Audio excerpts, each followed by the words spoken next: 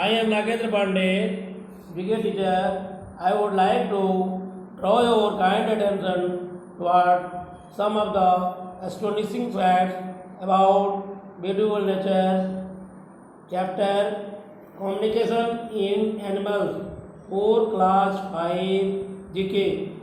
Communication in animals means जानवरों में संदेशों का संचार.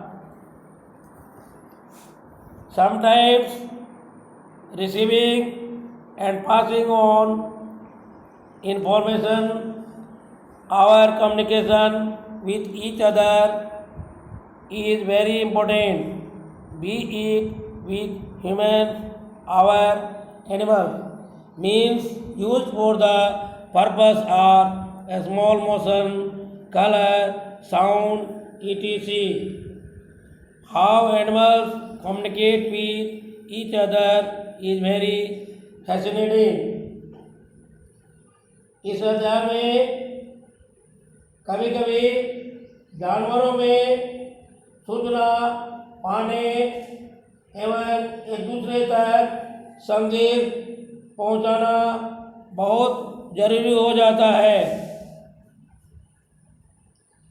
ये सूचना विभिन्न ढंगों से जानवरों के जीवों के रंग, आवाज़, गति के आधार पर एक दूसरे तक संदेश पहुंचाया जाता है. अब हम लोग देखेंगे कि विभिन्न प्रकार के जीव एक दूसरे तक संदेश किस प्रकार पहुंचाते हैं. Number 1, the moth and the mouse can take timely action to avoid danger. They hear ultrasound or a sound of very high frequency which a man cannot hear.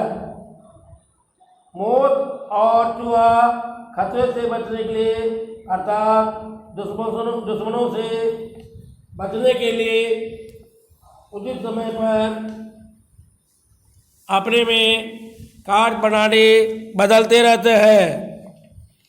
They hear ultrasound और a sound of very high frequency. ये बहुत ऊंची आवाज़ या धीमी आवाज़ को सुन लेते हैं और सुन करके अपने आप में परिवर्तन कर लेते हैं अर्थात दुश्मनों से रक्षा करने के लिए बच निकलते हैं. Number 2, elephants can hear and communicate with one another by using infrasound or a sound of very low frequency which a man cannot hear. अर्थात हाथी एक दूसरे तक संदेश पहुंचाने या एक दूसरे का संदेश सुनने के लिए बहुत कम आवाज़ का उपयोग करते हैं जिसे मनुष्य सुन भी नहीं सकते हैं. Number 3, chickens have separate calls of alarm for a fox and a hawk. They don't only warn, they also indicate from which direction the danger is approaching. अर्थात मुर्गे या मुर्गियाँ लोमड़ी और एक हॉक से बचने के लिए अर्थात इन दुश्मनों से रक्षा के लिए एक अलग प्रकार का अलार्म यानी ध्वनि करते हैं जिसे वे लोग अपने सुरक्षा के लिए चेतावनी के रूप में उपयोग करते हैं, बल्कि ये भी निर्देश देता है कि किस दिशा से खतरे आने का डर है. नंबर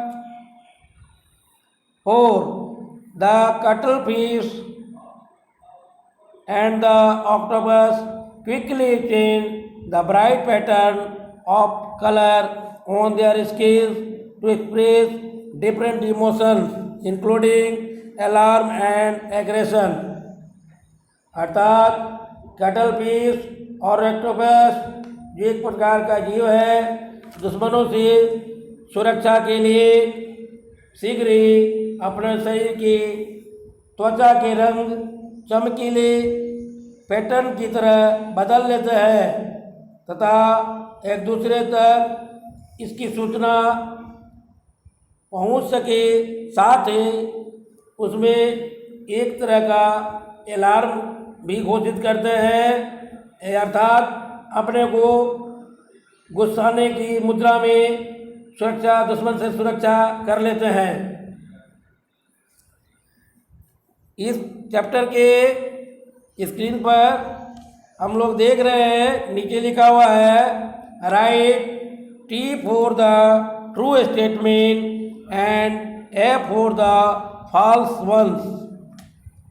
नंबर 1 में लिखा गया है दो a swan is mute at it hisses and grunts loudly to defend its young ones against an attacker। यद्यपि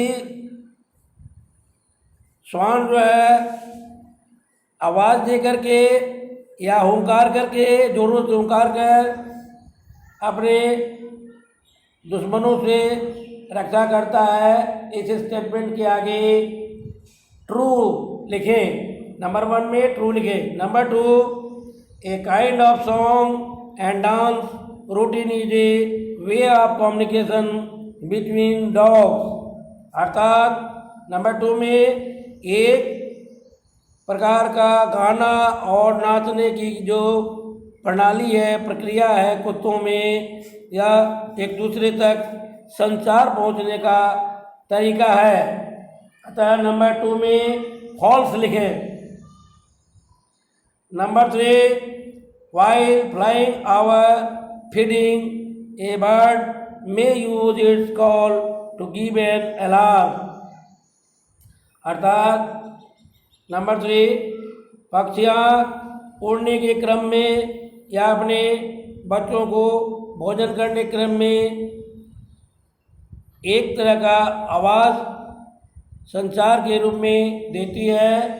अतः 3 नंबर में ट्रू लिखें।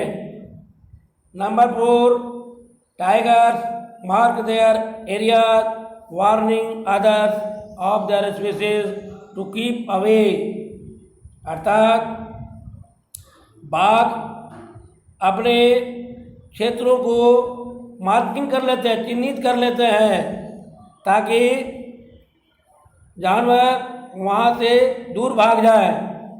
इसे अतः 4 नंबर में ट्रू लिखें।